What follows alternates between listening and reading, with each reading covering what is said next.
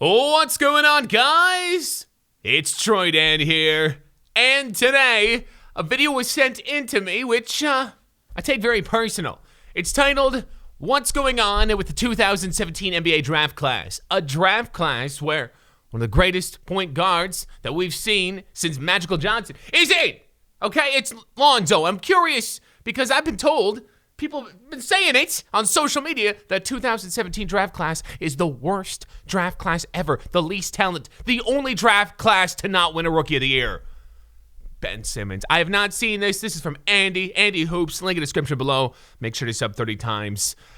Just go. History, the 2017 class was the most hyped.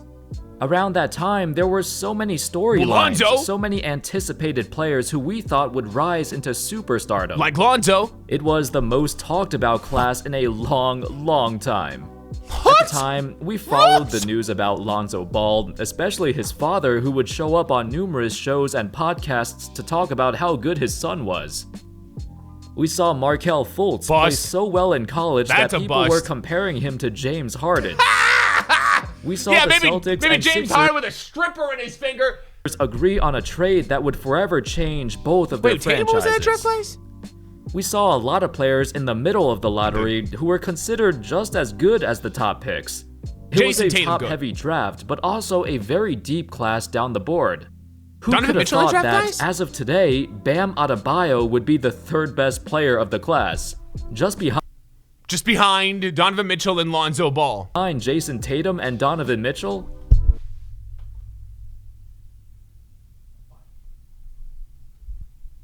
Sorry, he must not know how to count properly. If you told me that on draft night, I'd call you crazy.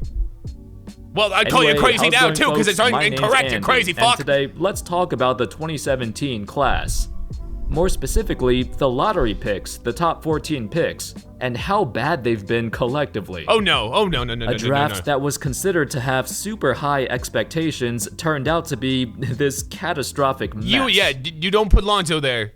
So first, we gotta talk about the top 2 picks of the class. The two guys who drew the most attention prior to draft night. Markelle Fultz and Lonzo Ball.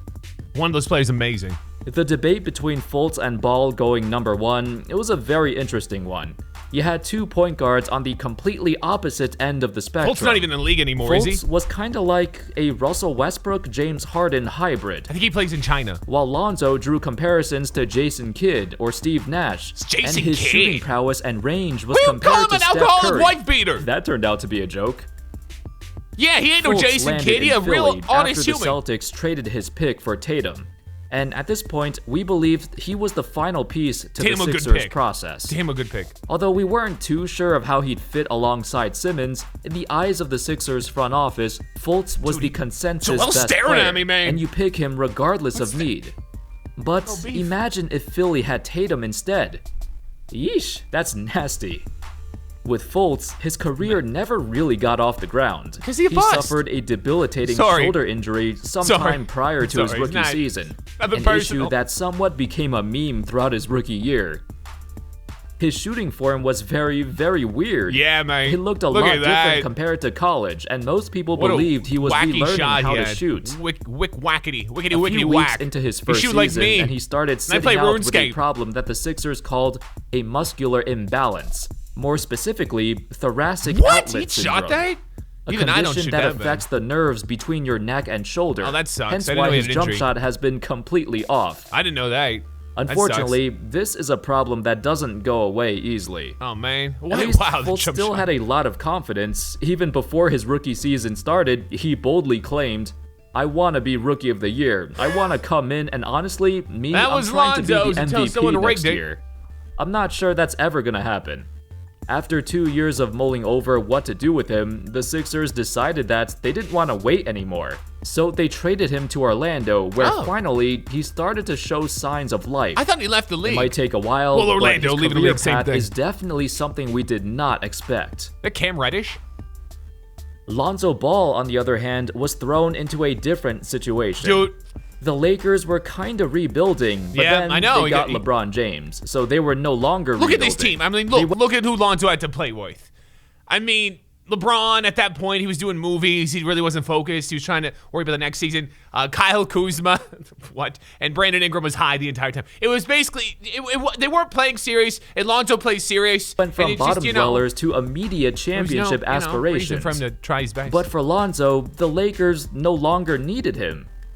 They hoped he could become their future point guard, but once they had a chance to get Anthony Davis, they tried to trade Lonzo for Anthony, became a trade commodity. There were many Pelicans rough moments with LA, and similar to deal. Fultz, his jump shot was nothing but comedy relief. By both of their third seasons, they've been gradually he's got muscular getting better. tinitis. Still, for the top It's not picks funny, of an dude. Don't be making extremely fun of people like anticipated that. class like this, they've both been very underwhelming.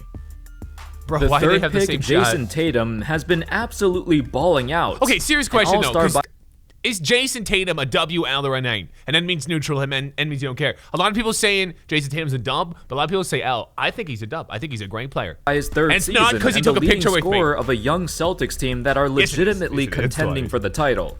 Not only was he traded into such a great situation, but the Celtics are renowned for being a well-run Woo! organization. Tater tots! With the Show front me your office and Viagra! owners actually wanting to win and doing whatever they can to build around their core. The guy in the middle's from Unfortunately 2K. for the fourth pick, Josh Jackson, Who's this? he was another disappointment. Who's this? It wasn't due to injuries either. Jackson flat out failed himself. Even a few months prior to the draft, Jackson was caught vandalizing a car, and the person inside accused him of threatening to beat her up. He got arrested again a few years into his NBA career, then got suspended. That's a special kind of stupid right there, the goddamn vandalizing car when you're going to the goddamn NBA boy. What the fudge is wrong with you? Playing for What the a Grizzlies G moron! League team. I mean, if the fourth pick of the class has to play in the G League in the first place, it's pretty concerning. Jackson showed flashes of defensive potential, but offensively, he hasn't gotten any better team he since on his now? rookie year.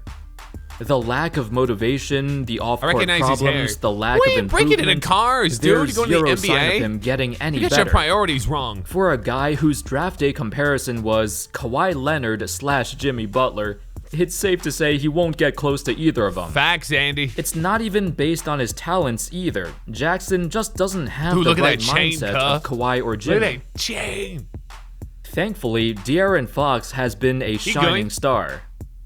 In Good? 2019 to Good 20, players, bad Fox team. catapulted himself ahead of every other point guard of the class. No, and the second best guard behind Donovan no. Mitchell. He's not that good.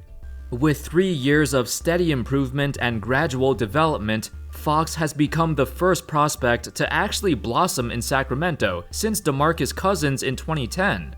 Blossom. But then, you look at picks 6 through 11. From Jonathan Isaac to Malik Monk, all 6 of these players Jonathan have Isaac. been meddling in mediocrity, with a Oh, very come on, they're not uneasy that bad. future. Honestly, none of them have shown enough in the NBA to No, make me no, think they'll have a no. prolonged career. No. Starting You're at being a 6, meme. Jonathan Isaac has been the least talked about prospect, but it's for a good reason too. Dude, he has a cheesy card, okay? You can't be saying that.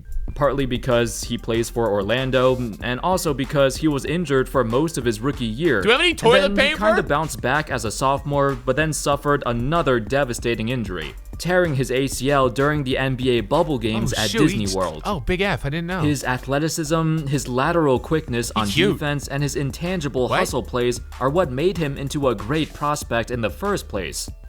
But with an injury like that, Oh, man. it's gonna be a rough time coming back. Feel better soon, cuh. At Hope you 7, feel we better. have Lowry Markkanen. This guy The looked like problem Ellen here DeGeneres. is if you Markkanen squint. looked really freaking good coming out of the gates. At one point, it really did look like he would be their franchise superstar of the future. Really? But then Zach LaVine arrived, which was good for the team overall, I think, but Look Lowry's at role Lowry, started man. He to looks change. beautiful.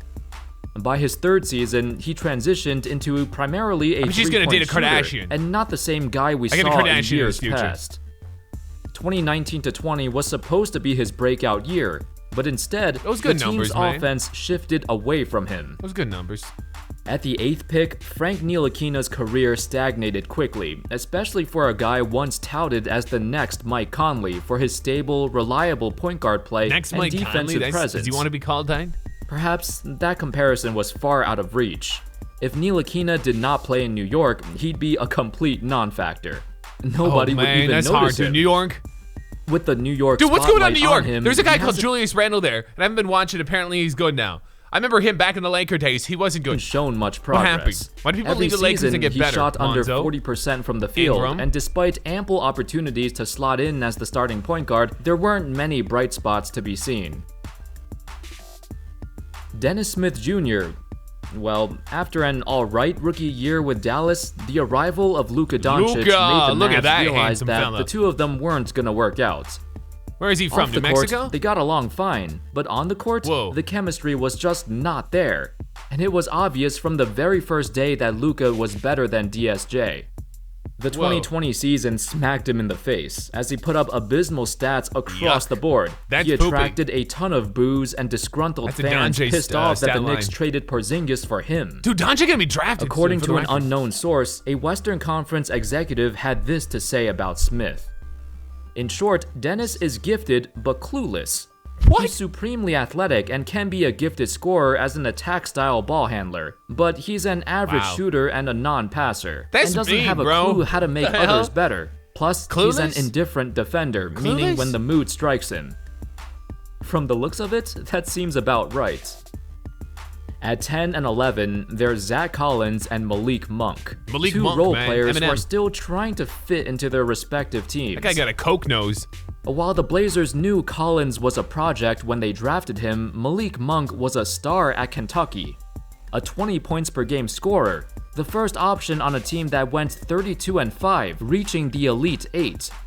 On the Hornets, though, his playing time has been inconsistent. Hornets got a great jersey. He hasn't cracked the starting rotation. They got LaMelo The team favors other man. young prospects over him. They got a good team. Picks 12 to 14 include Luke Kennard, Donovan Mitchell, and Bam Adebayo. Despite being at the bottom of the lottery, they've made significant improvements since entering the league. It's actually very unexpected that the three of them would be so much better than so many players drafted ahead of them. That sums up the lottery picks of the class, but even if you go down the draft board, you see other once hyped prospects like Harry Giles and TJ Leaf both see their careers going nowhere. It's a shame to see so much unfulfilled potential. Come on, man. Overall, this class has looked so shaky, so inconsistent, and for a draft with so many expectations, collectively, they've drastically underachieved. Let me know your thoughts on this class. If you've been around back then, you know how excited everyone was. Around back then? How old? It was like 3 years ago. Listen, I think Lonzo Ball is still the best one in the draft class, without a shadow of a doubt. He has the highest potential, okay? He has the ceiling is the highest for Lonzo. Donovan Mitchell, really good. Obviously, Jason Tatum, really good player. This isn't the worst draft class of all time, is it? There's no way. There's definitely worse draft classes. I just can't think of any right now. Guys, let me know what they are. And if you got a video like for me to watch or react to, you can tweet me at Troydan or the hashtag TroydanReacts. Thank you for watching, and kids, stay out of trouble.